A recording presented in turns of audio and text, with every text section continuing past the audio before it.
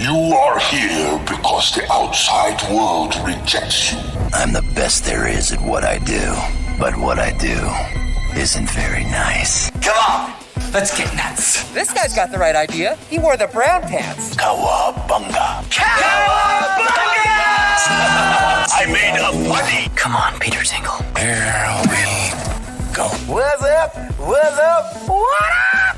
What's up? Cameo takes a drink right as we begin the show. That's right.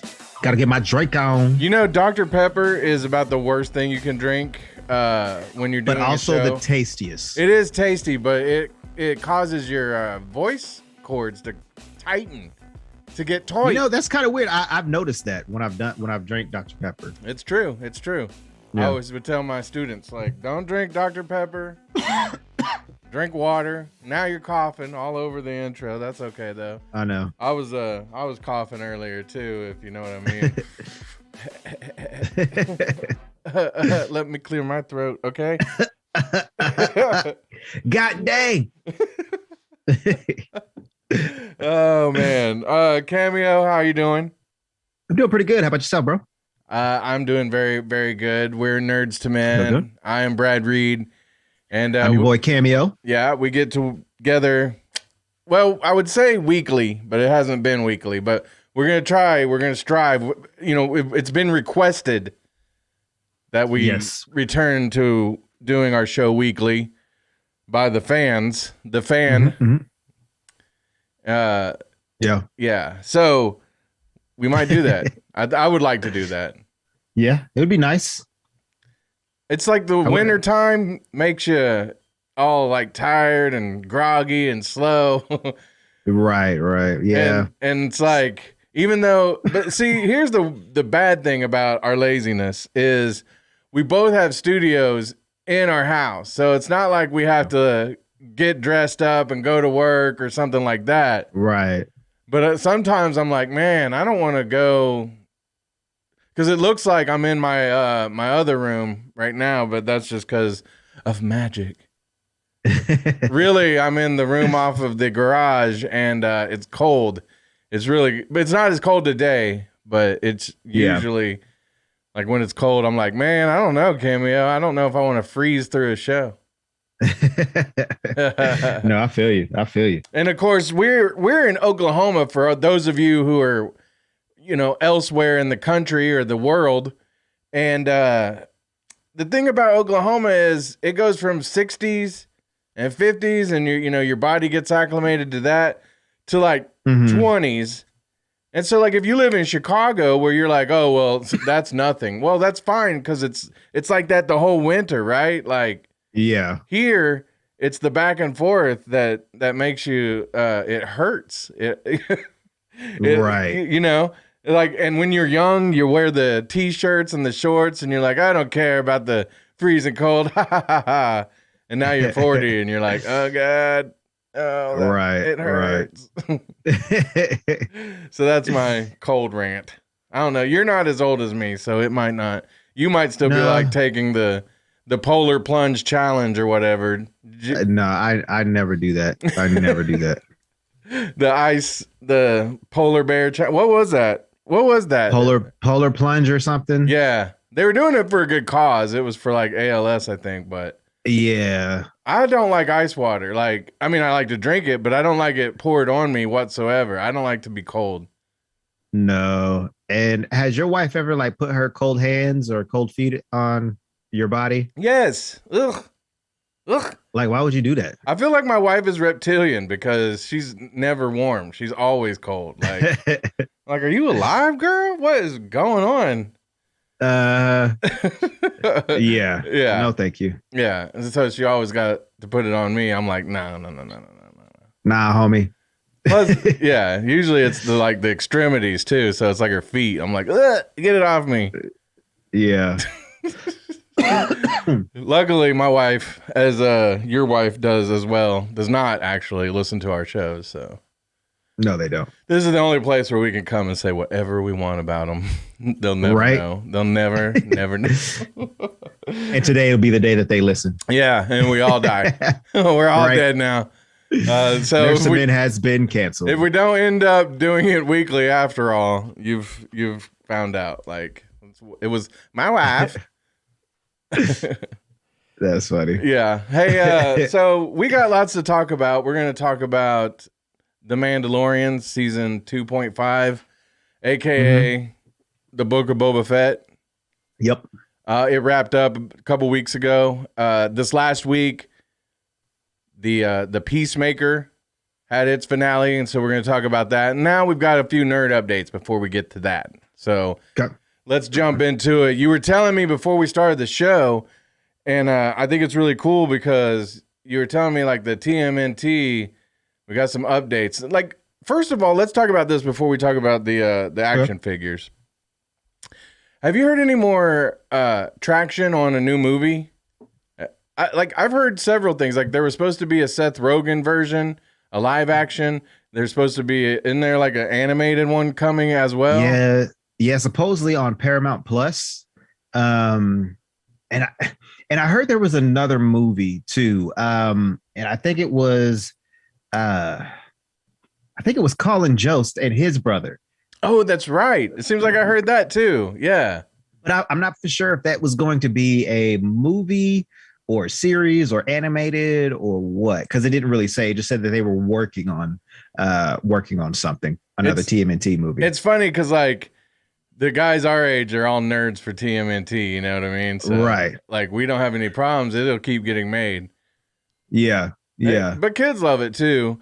I didn't really like the Nickelodeon cartoons that came just recently as much as, you know, some of the movies and stuff. And of course the back in the day cartoon was pretty dope. Yeah.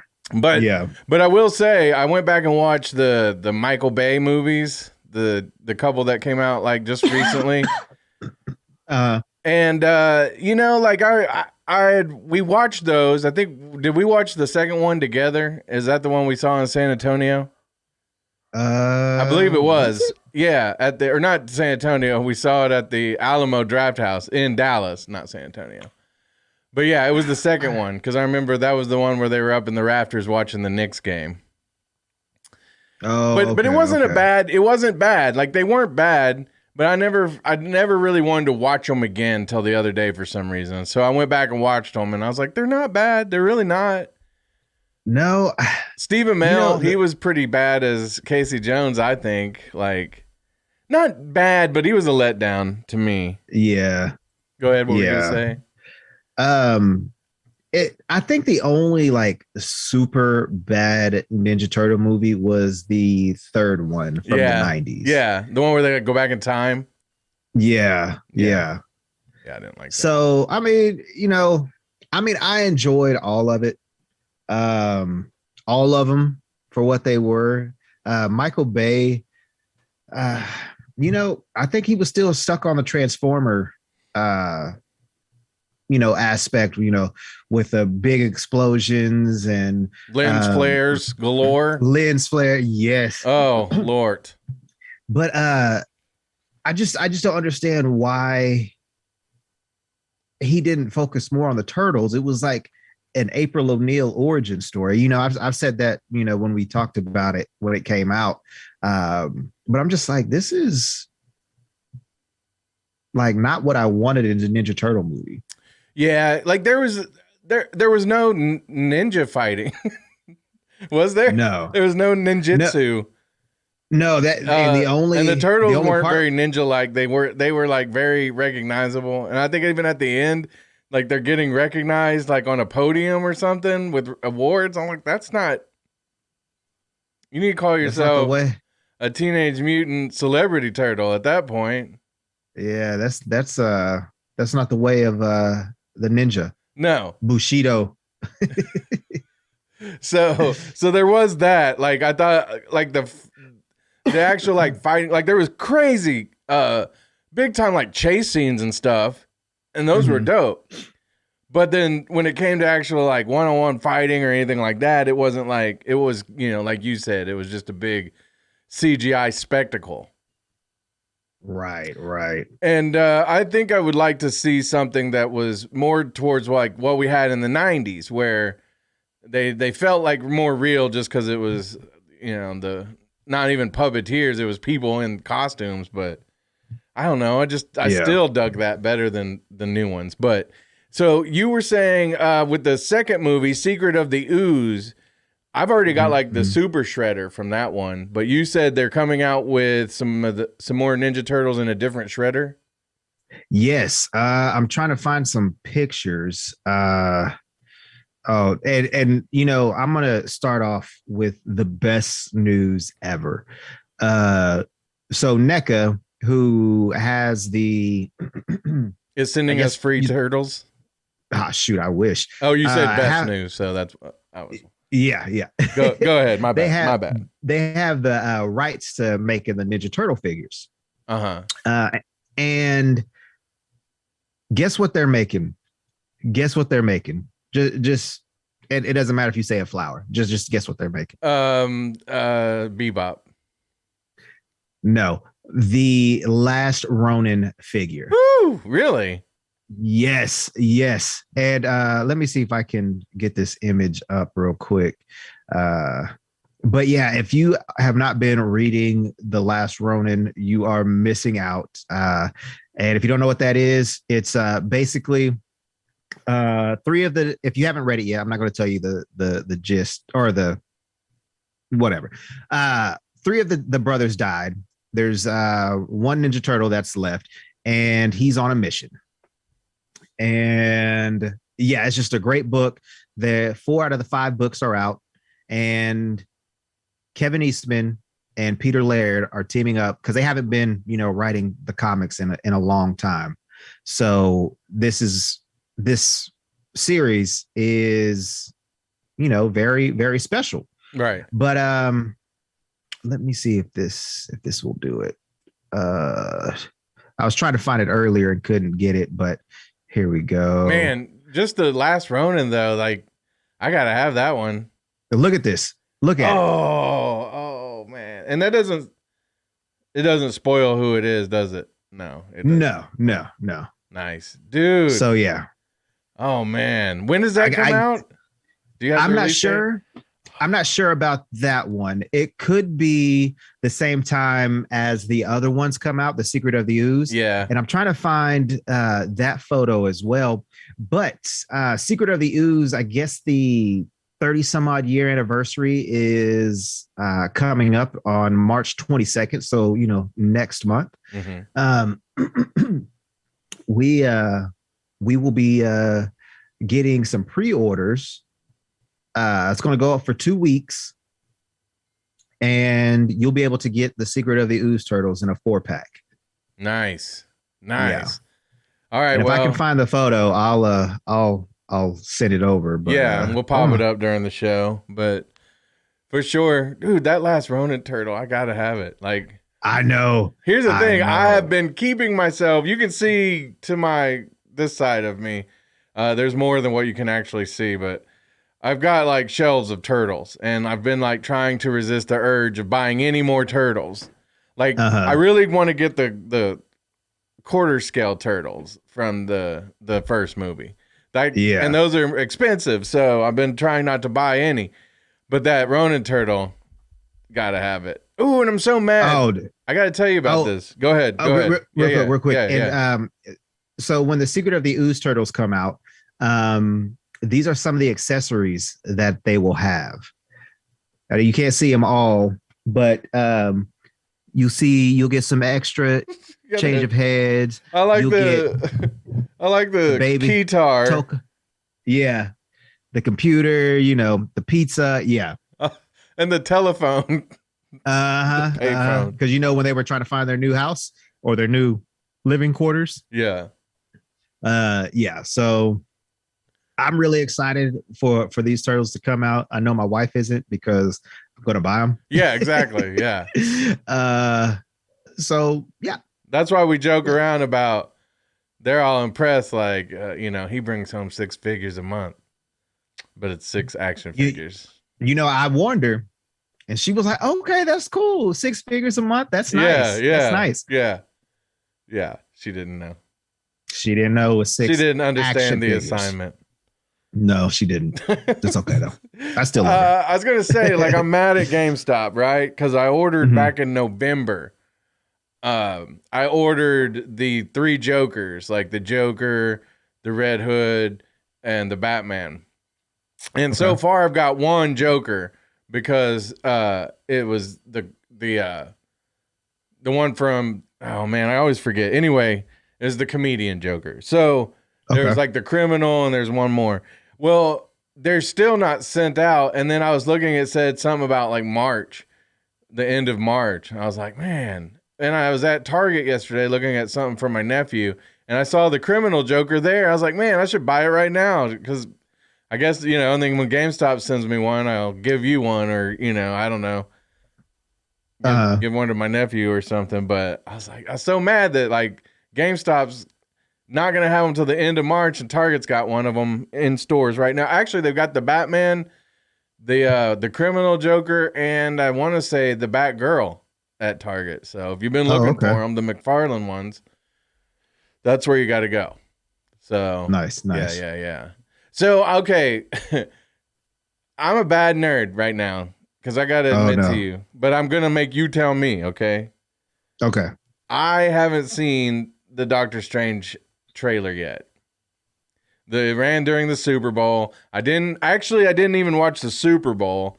I timed it basically perfectly so that I watched something else, and when it was over, I jumped right into the Dr. Dre halftime show, which I thought was it was all right.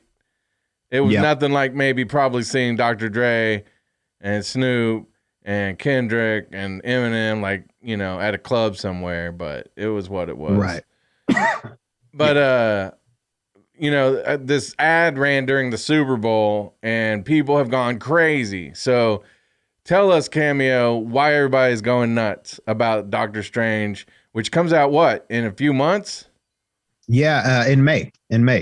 Of course, it's coming on the heels of all the stuff that happened during Spider-Man, where, you know, all these people showed up, and now, like, there's no limit to who can come into this universe. So go ahead.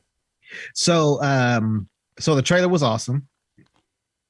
It feels like Marvel is moving in a direction, whether if they're going to touch on it on some you know, movies in the future, or if they're doing some fan service and giving, you know, the fans what they want. So if you know the comics, there is a group called the Illuminati, and it consists of several Marvel characters that have some type of authority, or, you know, just in the limelight. If you said, oh, so and so, oh yeah, that's one of the main Avengers, or, you know, oh, that's one of the main X-Men. But anyways, Cameo, doesn't the Illuminati also own your radio station and most of the media and banks? And okay, go ahead. But they're also in this comic book movie. They're also in this, but not the same Illuminati that. Okay. Yeah. This one's a fictional Illuminati. Oh, not like the real Illuminati. Yeah, like Jay-Z, Kanye, and all them. Yeah. Oh man, Harvey Weinstein. You know. Oh gosh. Now. Okay. Let's get back. Let's get back to the Illuminati and who they are. So, anyways, I think the Illuminati, there's like several different groups, but the main ones that people know are Professor Xavier, Reed Richards, Mr. Fantastic, I believe T'Challa, Black Panther, Namor, the Submariner, and I am what's the other? Doctor Strange and Iron Man. So what we're seeing here is that, you know, I said Professor X, and even though you didn't see his face, he was in the trailer. You saw probably the backside of his, you know, head and shoulder, and that was it. But I thought people were saying it was Patrick Stewart. It is Patrick Stewart. How do you know? because it was his voice. Oh, okay, all right. Yeah, because he ends up saying, "Do you think we should tell him?" Or okay. Or I think we should tell him. It was basically the line in the trailer. I got you. But you didn't see his face you just saw the back of his pointy head. Yeah. Okay. And that really, like, the whole head, it was like a quarter of it, along with his shoulder. And speculations, it obviously was him, even though he had did an interview and said, maybe I am, maybe I'm not.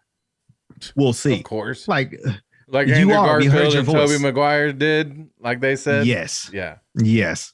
Go ahead. And so yeah, I mean, the trailer was cool. And I remember us talking about the Marvel Zombies and how that there's going to be a live, or I don't know if it's going to be a live action, but it's going to be a some type of show, maybe a series, maybe a movie. I don't know, but we do get to see some Marvel Zombies in the trailer.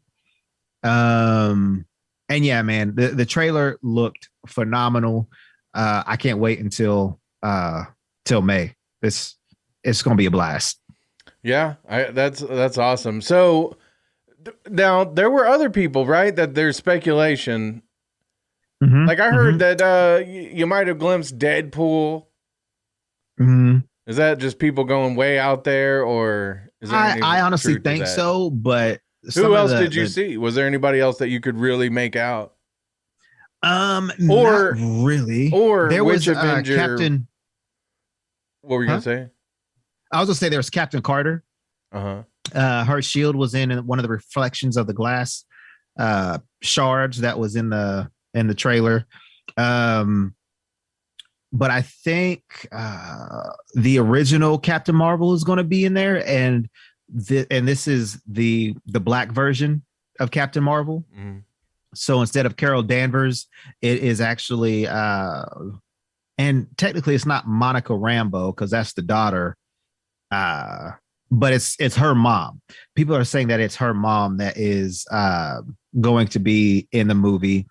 But we also think that Tom Cruise will be the variant Tony Stark. Okay. And so that's where I was trying to go. So why were you thinking that Tom Cruise specifically? There was back in the day before Iron Man started, I guess Tom Cruise was in talks into becoming Tony Stark before, I guess, not Kevin Feige, Jon Favreau was like, I want, Robert Downey Jr. So, how, oh my goodness, John Krasinski was supposed to be playing Captain America, or he was going to read for Captain America, but it never happened. So it was kind of one of those deals. So I think that's why they're bringing him back, since he was supposed to be Tony Stark. That would be cool. He's going to be playing the superior Iron Man. I think that would be kind of cool because I think Tom Cruise kind of has that Iron Man kind of air about him. Yeah. That I think he'd be good. My wife hates Tom Cruise, so she's like, no, that'd be awful, but I would be down for that, kind of. I mean, I wouldn't mind. I wouldn't want a movie with him, but I would definitely watch it. Do you think that people are going to start, like, because of what happened with Spider-Man? We got Matt Murdock in that one too, and is it just going to be people just throwing all these theories out now from here till then that? Oh, most definitely. You could just make it up, right? At this point, like Howard the Duck was on it. Yeah, I wouldn't mind Howard the Duck being on it though.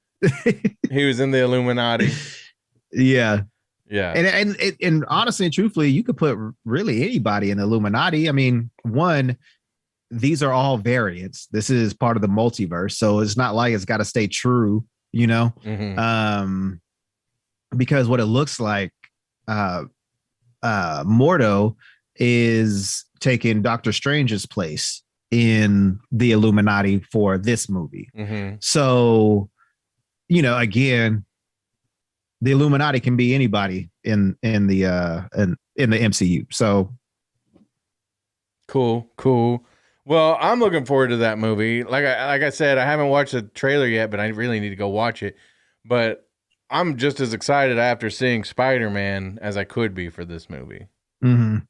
And see, the cool thing too is on April 1st is when Morbius comes out. You know, we might be seeing Tobey Maguire and Andrew Garfield again. You think? Maybe. I don't know. It might be like a cut scene, or not a cut scene, a end credit scene. Yeah, or something. Yeah, something like that. I could see that. Yeah. So because when we talked about No Way Home, when we did our review on that, we were saying how, oh my goodness, how Andrew. Yeah, Andrew and Toby signed on to do more movies. Yeah. Now are they like solo films? I don't know, but I'm pretty sure it's just going to be, how Iron Man was in Homecoming, how Doctor Strange was in No Way Home. So I think it's going to be something like that. What if when they send Andrew and Toby back, they both end up in like one of the others' world? That'd be kind of cool. And then they have to go on like a buddy adventure. I would like that. Yeah, that'd be dope. I mean, why not? I still want to see Andrew Garfield face off with Tobey Maguire. With Tom Hardy's Venom. Yeah, I think that'd be dope. Because I feel like the Tom Hardy versus Tom Holland just doesn't. It's not the right matchup. You see what I mean? Yeah. But anyway, did we have another nerd update, or are we gonna move on to Boba Fett? Let's move on to Boba Fett. All right, let's first start with your incredible shirt that you have on. Stand up. I'm gonna unplug my mic real quick so I can move some things around. For those of you who are watching or just listening to the podcast, pretty much anywhere you can find podcasts, you got to cruise on over to our YouTube channel, Nerdz II Men, and check out what we're talking about right now. Look at this shirt. It's got the Bradalorian and baby Cameo Yoda. That is fantastic. I love now that I'm on my face. Like I've had bands that I, was in, and like those shirts I've seen around. But I like to see my face on shirts now, and there's 2 of them going around. Yeah, is that like egotistical now? No, I feel like we made it though. Yeah, for sure. We got people doing fan art for us and putting us in Mandalorian and Ninja Turtle universes. I like it. Grogu cameo. Grow cameo. Like how there's no way to match you up with that. Camgoo. Or Gromio. I like that. I like Gromio. That. Yeah. That's good. All right. Well, let's talk about the Book of Boba Fett. It's wrapped up. You mean the Mandalorian 2.5? Yep, the Mandalorian. I like that shirt. Yeah, you can't really see Baby Yoda because it's green. Yeah, but yeah, it's not as cool. I like this shirt. Still not as cool as the shirt. Do you know where can people get that shirt? Can they order that at printful.com? I'm going to put up a link to where they can buy it. Okay. So go to our Facebook page. Yeah. And we have beanies on there. I haven't finished all of them yet. Oh, okay. But yeah, we got beanies, phone cases. Ooh, nice. I think hoodies. I don't know if I did backpacks yet, but yeah, we're going to have like a whole bunch of stuff on there. That's dope. I can't wait. So go to our Facebook page, Nerdz II Men page, and you can, if you Google us, you'll find our links to everything: Facebook, Twitter, YouTube, Apple, Spotify. We're still on Spotify. We thought about Cameo. We thought about doing a protest and taking all our shows off Spotify, and then we realized nobody was going to miss us. So we kept it up there still. And then, I will just say, because it does kind of tie into the Mandalorian, because they let go of the lady. What was her name? who was she was talking about, like, she was comparing like the way they were treating conservatives to the Cara Holocaust. Dune. Yeah. Oh my goodness, I forgot her name. Well, but she got let go, Yeah. and a lot of people claimed it as cancel culture and whatnot. And like, I just kind of think that like it ties into this because like Joe Rogan and stuff and the Spotify deal, like the thing is, you might not like what he's saying, and it might be shitty. It might even be misinformation. But like once you start like, I feel like limiting what people can say and the limiting people's spreading of ideas and talking about those ideas, then you get into like a real sticky situation where they could like say, well, what's misinformation then? Like, are churches spreading misinformation? Are, like, Yeah. and so like, I believe in free speech, and I believe that people, even if it's stupid, ought to be able to get the chance to discern whether or not it's stupid themselves. Right. Without people, limiting free speech. So that's the only reason we're still on Spotify. And I just am lazy and didn't take us down off of it. All that for that. Anyway, back to Mandalorian / Boba Fett / season 2.5. Ready, go. Right. Okay, so we had already kind of talked about the first couple episodes on our last show, right? And just kind of gave our first opinions, which was basically that it was we didn't love it. Yeah. It was okay. Like, they kept introducing things that I thought would be cool, like the Rancor, and but then it was like, it was asleep. Like, okay, great. Yeah. They showed the other huts, and that was cool. But then again, it was like, it just seemed like, and there was all this backstory. And like, once you get to the end of the season and they like start going like halfway through the season, it stops becoming about Boba Fett and it's back to Mandalorian and Grogu. It's like, that's when it got interesting again. Yeah. And I was going to say some of the, I want you to bring it up because it was what you were talking about, but I didn't like, having 2-3 episodes of non-action and his history. It ended up by the end of the series, you're like, I didn't need any of that. Right. Like, that didn't really play into what really they tied in some things, but it just seemed like took too long to get to where we needed it to be. It should, honestly and truthfully, it should have been one episode of where Boba Fett came from, how he got out of the monster. I can't remember the name. The Sarlacc. Sarlacc. Yeah. How he got out of there, how his mindset changed on how he wanted to be a good guy, basically, because that's what it really was. He did bad things for bad people, and now he seems like he's on a spiritual journey, taking over Jabba's area now. But yeah, I mean, everybody's gonna like Boba Fett because Boba Fett's Boba Fett. But yeah, some of that stuff was just like 2 of the episodes was just unneeded. Yeah. Well, you made a comment, I think the last show, that like, they're making a whole series about a guy who was in, like you said, maybe 15 minutes of screen time. And Boba Fett's story does have more impact than that when you think about the fact that, his dad was the clone or like his dad was the base for all those clones. Yeah. And then isn't Boba Fett basically, he's not Jango's son, he's a clone of Jango. Right. Yeah.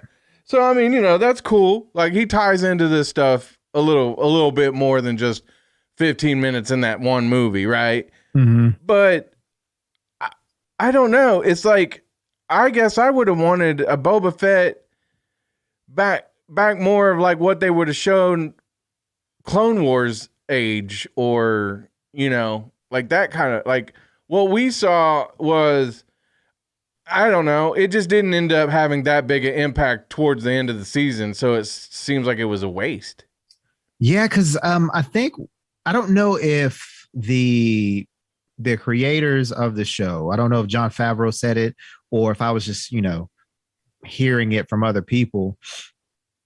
But it was like, so we had Mandalorian as a Western type series.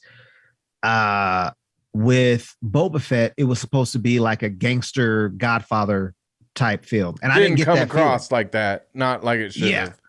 Yeah. So I mean, he did, you know, not too much off the wall mafia style stuff, but you know, it was no Goodfellas in space. I'll tell you that.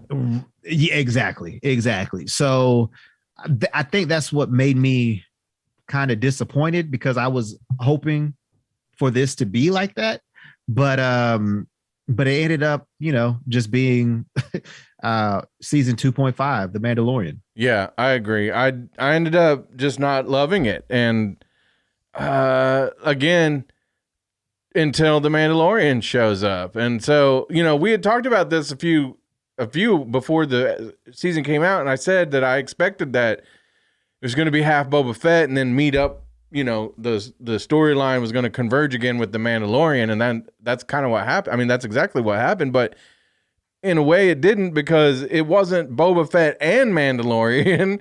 It was like, okay, let's see what Mandalorian's been up to. And then it was totally 2 episodes where you didn't even, I think Boba Fett showed up in this, you know, the second episode after Mandalorian shows up for like what, a minute?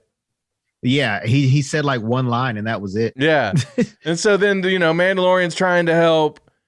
And so I dug everything, you know, I dug seeing Luke Skywalker again. Did you know that our guy who plays Luke Skywalker, Mark Hamill, he did no voice and no acting for this one. They recreated the voice and all the CGI, yeah. Apparently, he didn't have to do anything for this one. Oh, well, they gave him credit. Did they? Yeah. Maybe for using. I swear that that's what I had heard. Maybe I'm wrong. I mean, I don't know. Fact check me, but maybe it's just because they used his likeness. Maybe, yeah.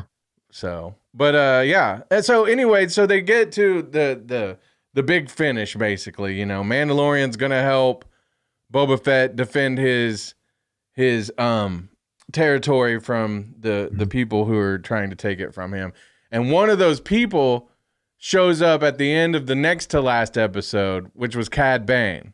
Okay. Now, lots of people, like, it was probably split right down the middle, right? Like, people who watch Clone Wars and stuff were like, sweet, Cad Bane. People who didn't were like, who's Cad Bane? I don't know who that is. Yeah. So in my opinion, what they should have done, they should have started with Cad Bane. They should have kind of, you know, shown us more of Boba Fett and Cad Bane's relationship, which I get that they did show or talk about this in Clone Wars. But again, who, you know, a lot of people didn't watch it because it was the animated. Okay. So I think they should have started with Cad Bane. They should have flashed us back to some of that, then caught us back up to the fight at the end.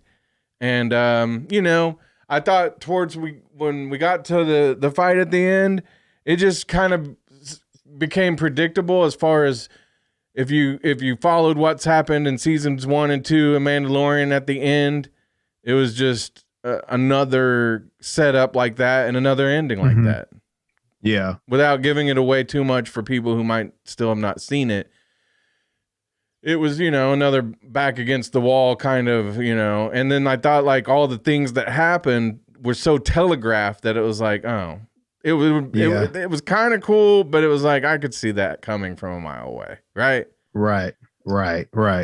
That's what I felt like. So I still think it's interesting that we have a Mandalorian who, you know, and Baby Grogu, who's, you know, we've got 2 seasons from them already. You know, everybody's looking forward to season 3. But obviously, those 2 characters are more loved now than Boba Fett, right? Yeah. Yeah. Because I don't care. I don't really need to see any more Boba Fett. But I still want to see Mandalorian and Grogu. Isn't that interesting? Yeah. Yeah. And I think too, it's I don't know really how to say it. Is I feel like the Mandalorian is an outcast in a sense, because he wasn't part of Mandalore. So he's truly not Mandalorian. He was just saved by, he was technically a foundling, which is what he calls Grogu.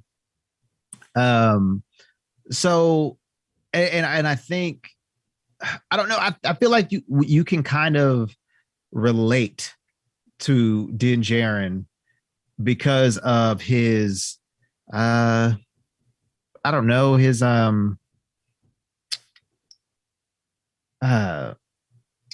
relatability, his I don't know, is that a word, relatability? Yeah, like I think what it is like his affection for Grogu. Yeah, we have that affection for Grogu too. We want to protect him, and he does. He protects it. Like what I'm saying, like yeah. Oh, Grogu, right?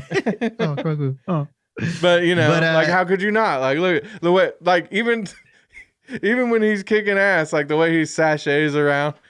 It cracks me up, little Grogu. Man, it was so cute when he put the Rancor to sleep. Yeah, and he would just like snuggled up to it. I was like, oh, dude, I love it. I love it. Like I said, like let me ask you this: do you think that they were writing Boba Fett? They were like 2 episodes in, and they're like, I don't know, let's bring in Mando.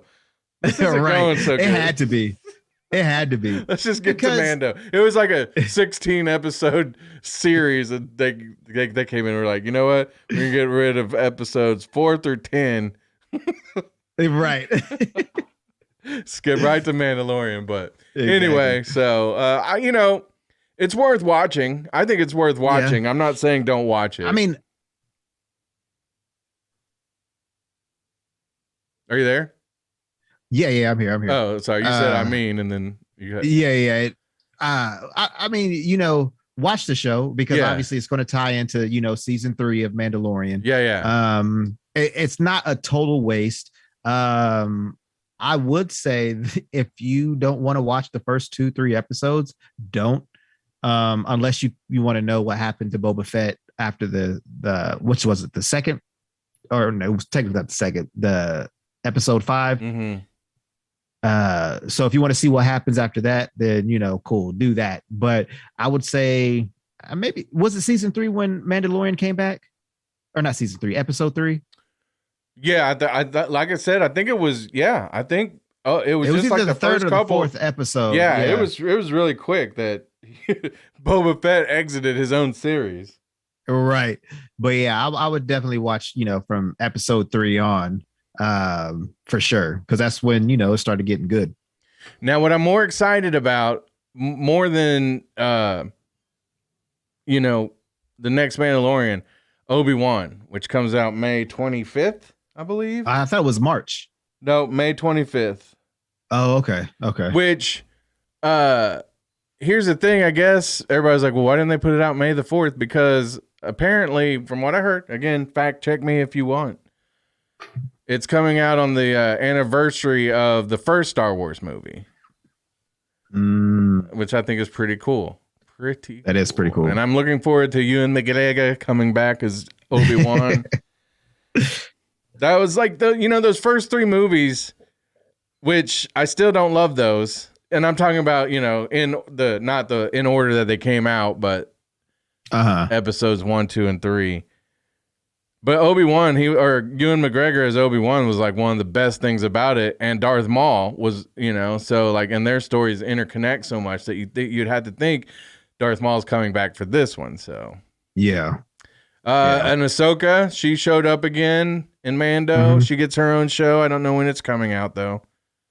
Yeah, it's probably not until later this year. But Obi-Wan, that's the one. I can't wait. Can't wait.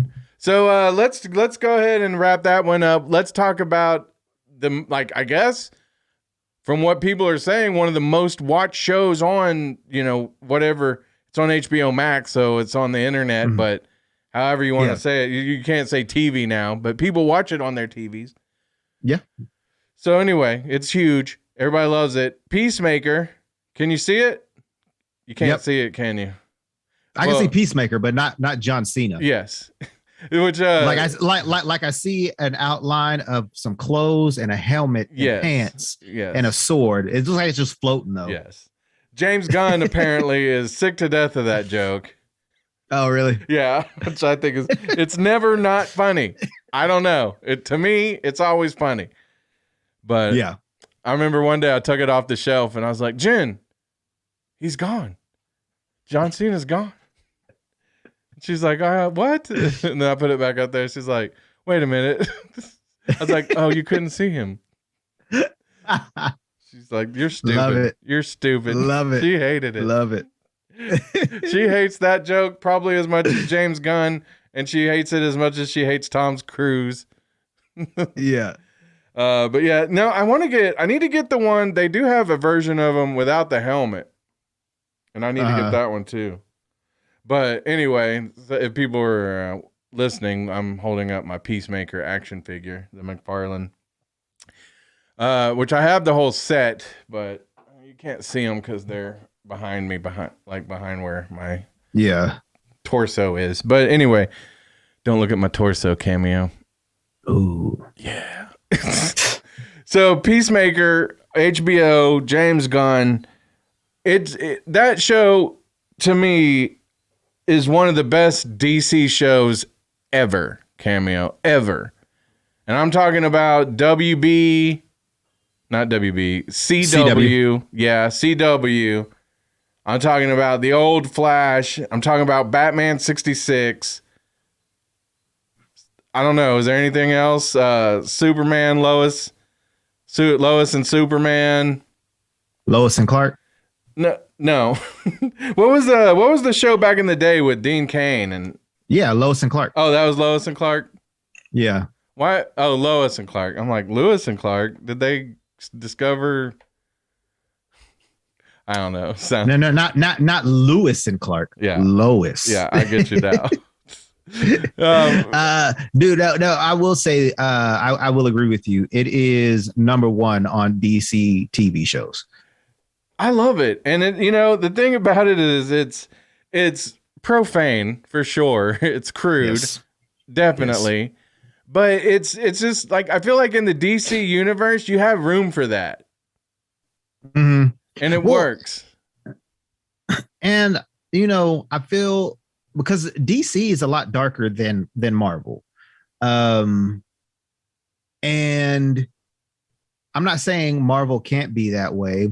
But when you look at DC, you have characters that are like that don't care. Yeah, I want to say the darkest person on Marvel side is the Punisher. Yeah, that's the darkest one to me anyway. There might be some other ones that but thinking of the core Marvel characters that everybody knows. Sure. But yeah, I didn't know anything about Peacemaker. Yeah, me either. I didn't, I just heard an interview with James Gunn and with Kevin Smith. So if you want to hear it, go to listen to the Fat Man Beyond is what it's called now. It used to be called Fat Man on Batman. But he did an interview with James Gunn and like Peacemaker, his dad, Vigilante, they're all based on, comic book characters. So because that's what I was wondering. I was like, is that, is any of that like for real canon or anything, or did James Gunn make it up but it all like, man, like how perfect of a playground did Peacemaker and all these characters turn out to be for like somebody like James Gunn? You see what I mean? Yeah. Yeah, because I didn't even realize. Because I honestly, truthfully, I thought maybe Peacemaker was created this in the 2000s. I had no idea who this person was. But no, he was around since 1966. That was when he was like first introduced. And like I kind of want to go back and read some of his stuff just because I liked the show. I like the show a lot. Yeah. And I don't think if that's how Peacemaker is in the comics, I don't think anybody else could play him the way John Cena did. No. There's just no way. Yeah. Well, but yeah, like I guess his dad being in the original one, his dad was a Nazi, I guess. Oh, okay. And so in this one, his dad's more of like a white supremacist. And the KKK. Yeah. And so, but they both kind of like lived in his head, and man, I just, like I said, and James Gunn is a comic book fan. So I have to believe that these were characters like either that or maybe just based off of how he brought Guardians of the Galaxy into prominence. Maybe he's just good at like going like, let's go into, Peacemaker. He looks cool, but I feel like, nah, he must have like already known who Peacemaker was and been like, he'd make a cool, like, I could make him my own because nobody else has done anything with him movie wise or show wise. But he still does have like this crazy backstory that a guy like, I feel like James Gunn's like, I can do something with this. Yeah.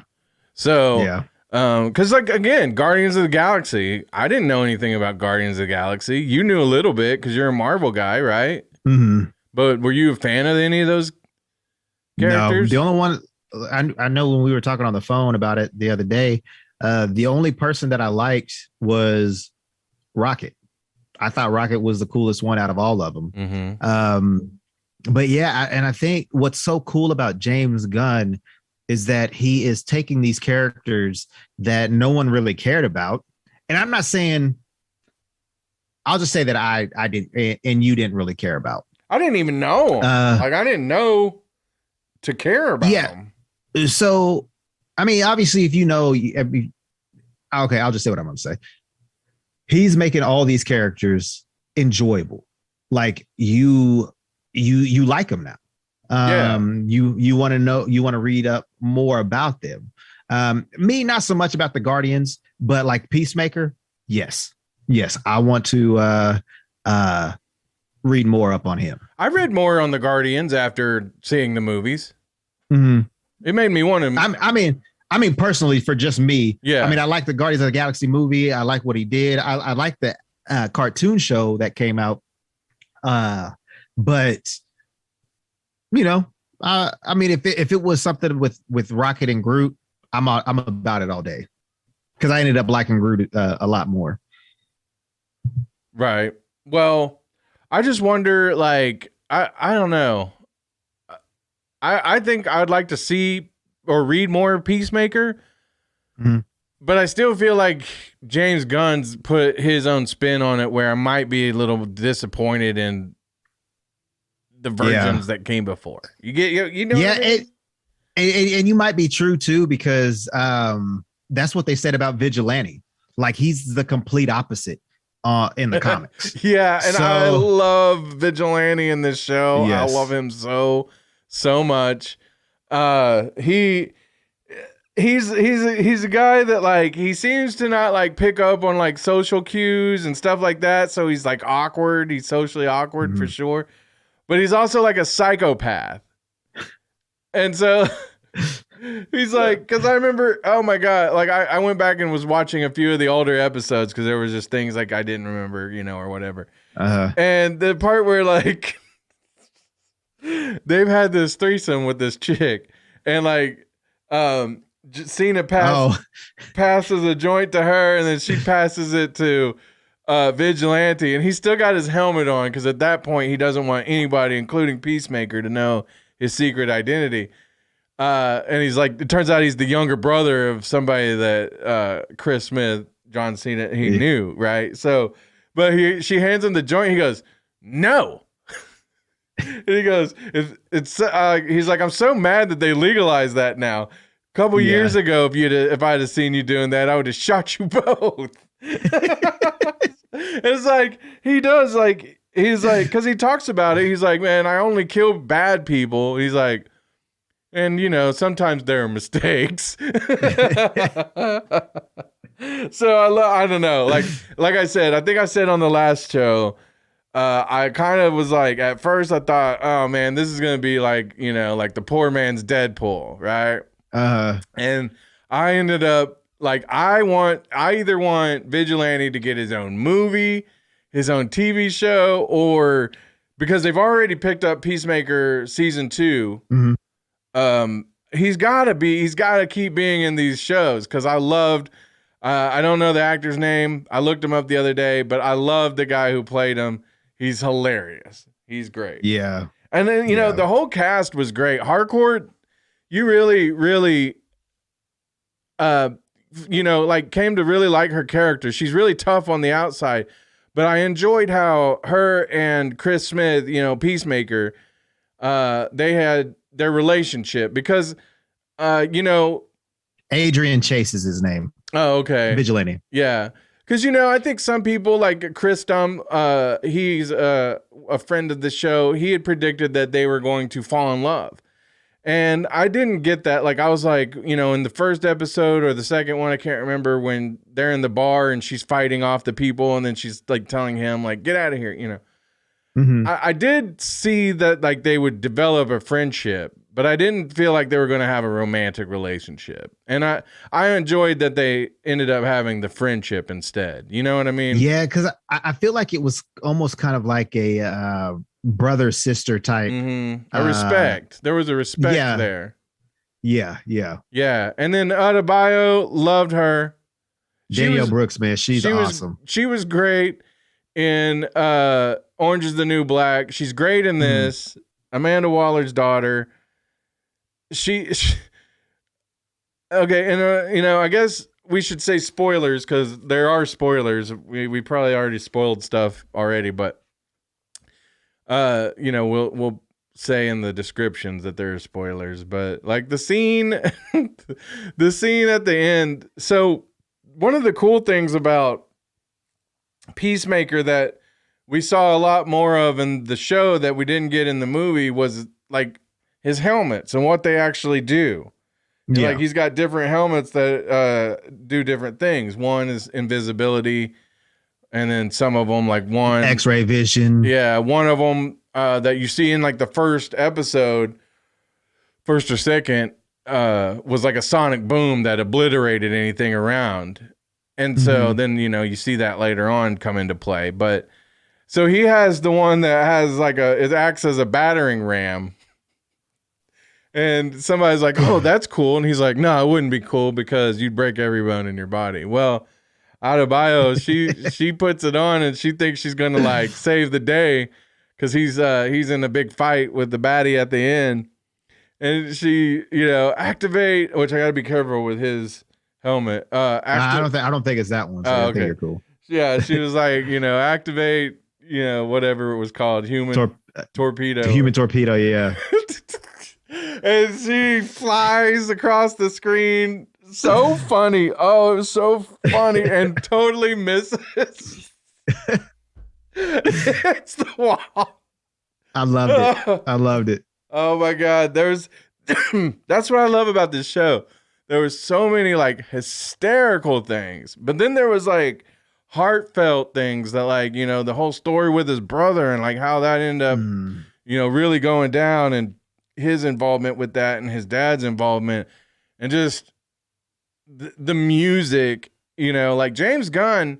I would tell you this, James Gunn is more than just a writer director. He is what you would call an auteur now, because you have people that, you know, like Quentin Tarantino would be considered an auteur, or Wes Anderson, or, you know, like people who, it's a director who, you know, when you see their movie, it's a James Gunn movie. It's a James Gunn TV show. You kind of know what you're going to get. You know what I'm saying?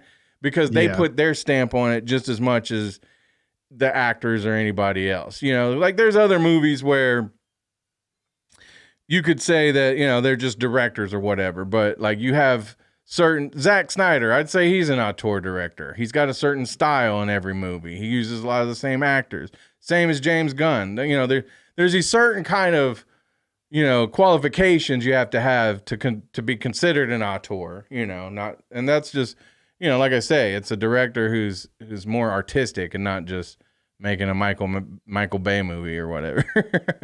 But one of the things that I wanted to tell you, like, because like the music that he puts in always has a message to it as the as it's playing in the background. It's you know what I mean? Like nothing is just in there for no reason, right?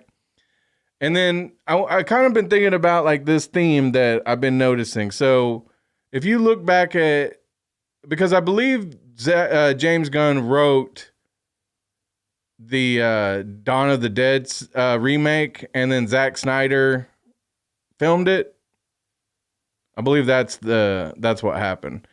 So zombies, basically. Think about zombies. Then you got what was the movie? Slither. Do you remember that movie? It's like these slugs that take people over and like make them into like monsters.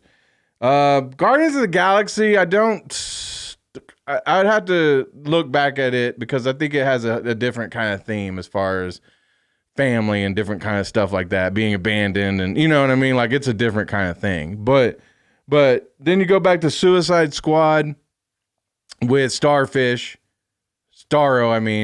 taking over people. And then you go to this one where you've got the butterflies who are taking over people. And you even see it, I feel like it's even more hit home in this one where like all of that isn't like, okay, James Gunn's just lazy and keeps making the same kind of theme over and over and over. No, it's like there's the hidden meaning behind all that of these are things that are getting into people and changing their minds and stuff. And I feel like what he's saying is that like ideas and biases and different things like that can get into people's minds. Because when he walks into his dad's house for the very first time, you see what's his dad watching. He's watching like some ultra right-wing, hateful kind of guy on TV spouting off, all this stuff. And so that's the kind of hatred and rhetoric and all these ideas that I think he's talking about that gets into people's minds and changes them and possibly turns them into monsters. And I think when you start thinking about it like that, you're like, oh my gosh, like, this guy has a message. You see what I'm saying? Right. It's not just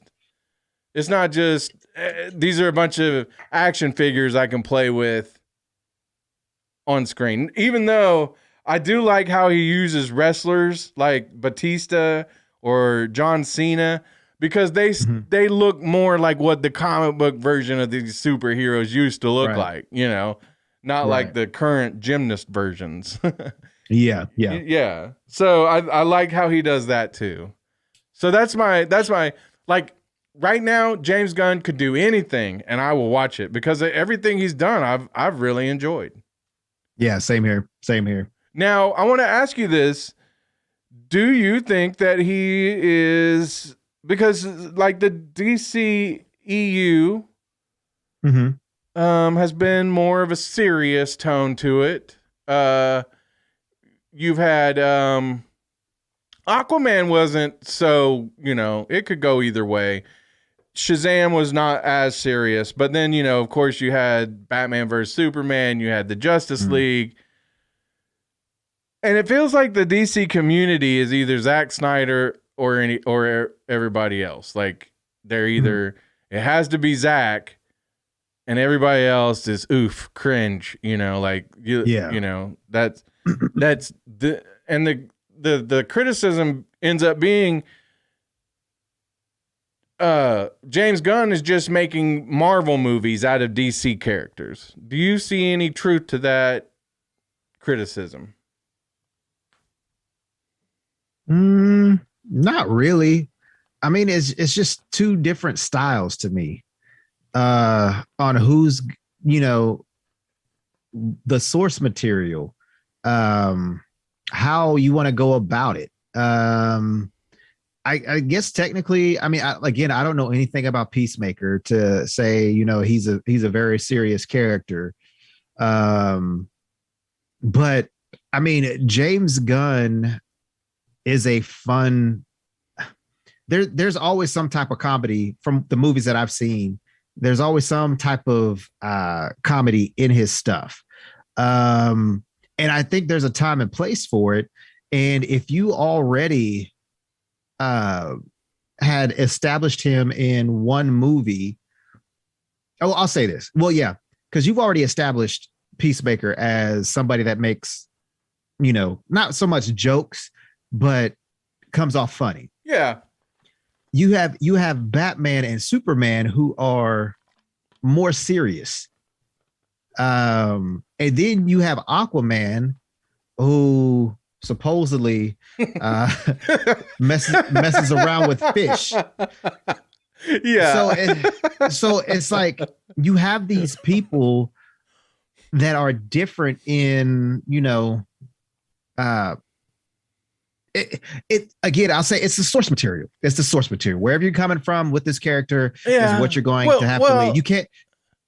Well, I was going to say, but here's the thing. Okay, so the reason I'm bringing this up is because we do see some of the members of the Justice League show up at the end of Peacemaker. And it was great because, they thought that they were like, oh, we're outmatched. We need to call in the Justice League. They show up, and Peacemaker and Vigilante and Harcourt and, the crew, they've already taken care of it, So they didn't need the Justice League after all. Peacemaker, who kind of feels like he's probably not good enough to be in the Justice League anyway, kind of gets that redemption. And then there's the hilarious interaction between Aquaman and the Flash with the whole, implication that he does, in fact, fornicate with fish. So... which was great. But then I'm sure that some people who don't appreciate humor, and that's okay. Not everybody is funny or gets it or likes humor. Not everybody does. But for those people, does it... I bid you adieu. Well, but does it lessen it for them when they see those two characters in the Justice League where there aren't jokes like that? You see what I'm saying? Does it lessen that? I don't feel like it does. I feel like it's just like you get to see different sides to different characters depending on who it is. Now, the other question would be Cameo. And I know that people who want to see more Zack Snyder are automatically like, no. But that's just because they're defending Zack Snyder, which I love Zack Snyder. Mm-hmm. But could you and would you want to see James Gunn make a Batman movie? Yeah. Or a Justice League movie? Yeah. I don't know if he would want to do Batman. Do you think? Probably. Maybe not. But then again, I think you give James Gunn free range to do whatever, it would work out. It would definitely work out. It just seems that like he's kind of drawn to the freaks. Yeah.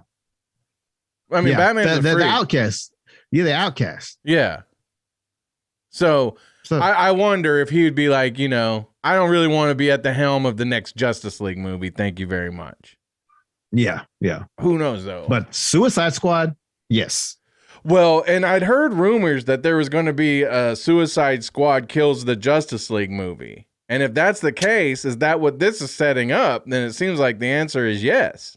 Yeah, I hope so. I do too. I hope so. Yeah, that'd be dope. So my final assertion is James Gunn can do no wrong. Let that man do whatever he wants. I can't wait to see Guardians 3. No, I'm joking. Don't say whatever you want. I'm just.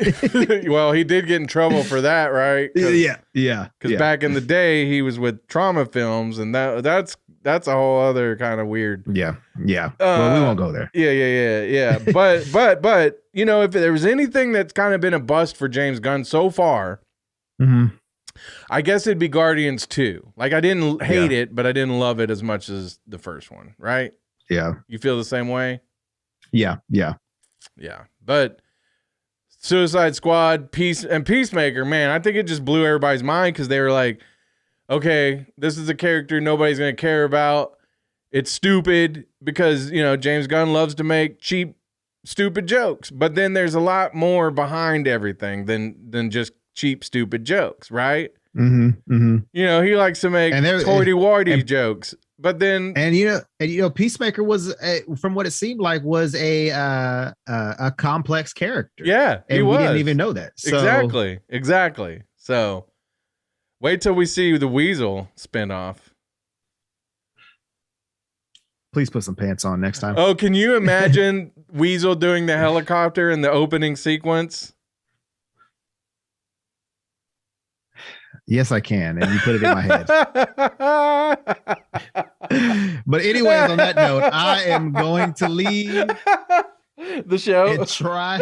Yes. I'm going to try to, yeah. Well, before you do, I want to throw out a couple of Nerdflix and Chill recommendations for all of those of you at home who are wanting to Nerdflix and chill. So it doesn't have to necessarily, it's Nerdflix, but it doesn't have to be like on Netflix. We'll throw out some stuff, but yeah, on Hulu right now. Did I talk about this before? But it's the Pam and Tommy show. Mm-hmm. Dude, it's so good. And I hate because I'm like, same with Peacemaker and all these other shows.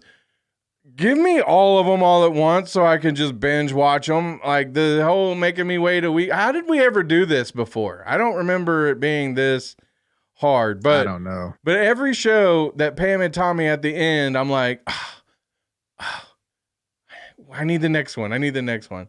It's so good. Sebastian Stan plays Tommy Lee, Winter Soldier. It is crazy. He does a great job. I can't think of the lady who plays Pamela Anderson right now, but she does a great. I mean, everybody's great. Seth Rogen's in it, and he produces it. James Franco originally was supposed to play Tommy Lee, but because of some of his recent troubles, he is not. And now looking back at it, I'm like, man, I'm glad that didn't happen because I think Sebastian Stan is great. There's one scene, and you haven't seen it yet, right? Mm-mm. There's one scene in the series that so far that I was like, that's a Seth Rogen. Seth Rogen wrote this. It's obvious. And it was stupid. It took away from the whole realism that the rest of the show portrays. And I hated that scene. But the rest of the show, as a whole, is so good. And I totally love it. And then on Netflix, a show that I know you won't watch whatsoever, but I don't see. Oh, there he is. My man, Leatherface. He's back. Oh, yeah. Back is again. Is he good? Leatherface. He's back again. Yes, I loved it. It was brutal. Oh, gosh. Knocking everything over. It has to be, in my opinion, the second most brutal of all the Texas Chainsaw Massacre movies and the second best one out of all of them. Like, I know a lot of people love the second one. It took place in Texas over Texas-Oklahoma weekend, when the football teams play each other.